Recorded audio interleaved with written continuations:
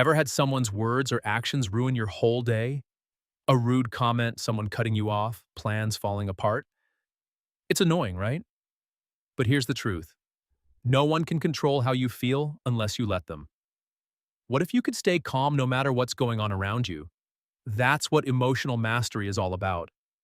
In this video, I'll share 8 practical tips to help you stay unbothered, stop reacting on impulse, let go of anger, and take back control of your emotions. These are the tools that'll keep your mind clear and your peace intact, even when life gets messy. Let's jump in. Your reaction is your choice. Let's say you're having a great day, then someone says something rude and suddenly you're upset. It feels like they ruined your day, but here's the truth. They didn't. You chose your reaction. No one can control how you feel unless you let them. Sure, people can be annoying or disrespectful, but how you respond? That's on you. Think of it like wearing noise-canceling headphones. The noise is still there, but it doesn't bother you. Emotional control works the same way. You can choose to tune out the negativity. Here's a quick trick to help. Pause. Take a breath before reacting. Name the feeling. Is it anger? Frustration? Ask yourself, is this worth my peace? Choose a calm response instead of reacting on impulse. You don't have to let every comment or inconvenience get to you. The next time someone pushes your buttons, remember, you control your reaction, and that's real power. Stop expecting people to act like you. Ever felt hurt when someone didn't treat you the way you would have treated them? That disappointment usually comes from one simple mistake: expecting people to behave like you. But not everyone thinks like you. Not everyone has your values or your empathy. And when you expect them to, you're setting yourself up for disappointment. It's like walking into a coffee shop and getting mad they don't serve pizza. The problem isn't them, it's the expectation. People act based on their own experiences, habits, and emotional maturity. Some just aren't capable of giving what you give, and that's not about you. For example, you're always there for a friend, but when you need support, they disappear. It hurts, right? But if you keep expecting them to act like you'll keep feeling let down. Instead, accept who they are and adjust how much energy you give them. So don't take it personally. Set better boundaries, lower your expectations, and protect your peace, not out of bitterness, but out of clarity. The more you let go of expectations and accept people for who they are, not who you wish they were, the more unshakable your peace becomes. Let go of the need to always be right.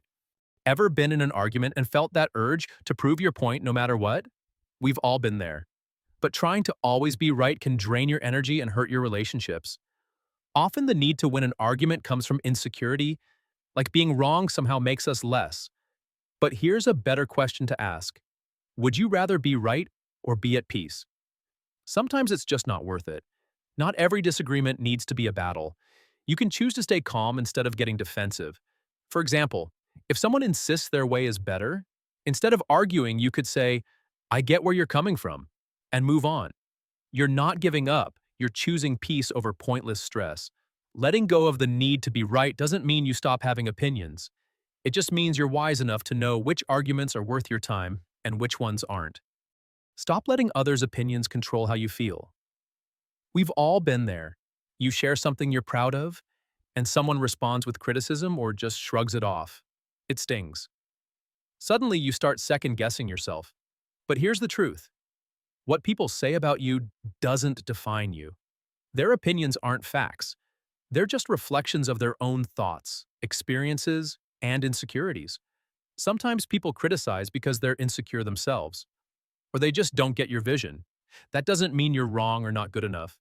Let's say you wear something you love and someone says, "That's an interesting choice." You have two options. Let it ruin your mood or smile and move on, knowing you didn't dress for them. Same goes for work, ideas, goals. You don't need everyone's approval to know your worth. Ask yourself, am I living for them or for me? Because when you live for others' opinions, you give away your power and your peace. So next time someone's words get to you, pause, breathe, and remind yourself, I know who I am. Their opinion doesn't change that. That's how you protect your peace and stay unbothered. Reframe criticism as a tool for growth. I know getting criticized sucks. Your first reaction? You get defensive, maybe even annoyed. But here's a powerful mindset shift. What if criticism isn't an attack, but a tool?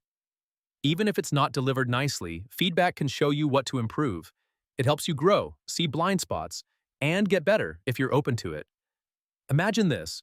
You show a coworker your project and they point out a few flaws. You can think, they're just being negative. Or you can pause and ask, is there truth here? Can this make my work better? That simple mindset change can turn frustration into growth. Now, not all criticism is helpful. Some people just want to tear others down. So here's the key. Take what helps. Let go of the rest. When someone gives you feedback, pause and ask, what can I learn from this? Is it really about me or is it about them? How can I grow from this? Because when you reframe criticism, it stops hurting and starts helping. Master the art of letting go. You've been there, someone wrongs you, says something hurtful, or a situation doesn't go your way.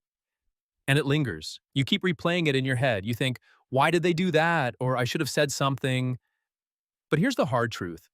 Holding on to anger, resentment, or regret doesn't hurt them. It hurts you.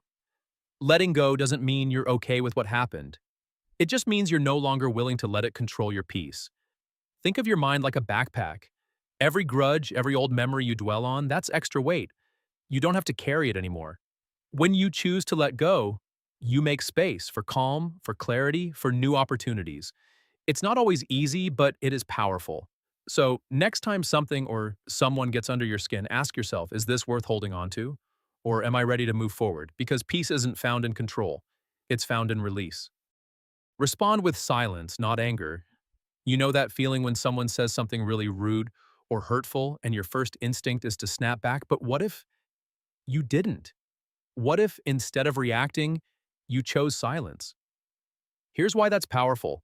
Silence isn't weakness, it's strength. It's saying, I'm not giving you control over my emotions. When someone's trying to provoke you, they want a reaction. But when you stay silent, you take the high road. You don't feed the drama and you keep your peace. Your silence shows confidence and self-control. The Stoic philosopher Marcus Aurelius said, the best answer to anger is silence. Why? Because anger dies when it's not fed. Silence starves it. How to use silence as your superpower. Pause first. Don't react right away. Take a breath. Listen calmly. Let people talk if they need to. You don't have to jump in. Speak only if it adds value. If you must respond, stay cool and clear. If not, silence is more powerful. This isn't about bottling up your emotions.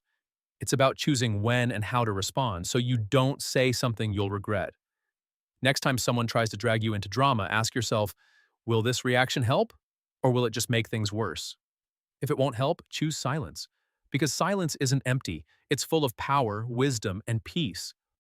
Practice gratitude to dissolve anger. We've all had those days when nothing goes right. Plans fall apart, someone's rude, and even the little things just get under your skin. You feel the frustration building and you think, why is everything so hard today? But here's the secret. Gratitude is the shortcut to peace. When you're angry or overwhelmed, try this. Shift your focus. Instead of dwelling on what's going wrong, ask yourself, what's going right? It sounds simple, but it works because you can't feel angry and grateful at the same time. Gratitude is like a mental reset button. It pulls you out of the spiral and reminds you of what's still good, even in a bad moment. Now, this doesn't mean ignoring your feelings. It means choosing to rise above them. Gratitude doesn't erase the hard stuff, but it reminds you that even in chaos, there's still something worth appreciating. And when you focus on that, you create your own peace. So the next time anger creeps in, pause and ask, what can I be thankful for right now? That one simple question can change your entire emotional state. Because peace isn't something you find. It's something you choose. And gratitude is how you choose it. That's it. 8 practical tips to help you stay calm, unbothered, and avoid anger no matter what life throws at you. These aren't just ideas. They're everyday tools to protect your peace. Just remember, it's not about ignoring your feelings. It's about choosing how you react. You have the power to stay calm and in control. Pause before you react. Let go of what you can't control. And every time you choose peace over anger, you're building a stronger, calmer version of yourself. If this helped you, share it with someone who might need it too. And drop a comment, what's your favorite way to stay unbothered? Make sure to subscribe for more mindset tips, emotional growth, and ways to stay grounded no matter what life throws at you. Thanks for watching. Until next time, take care and stay unbothered.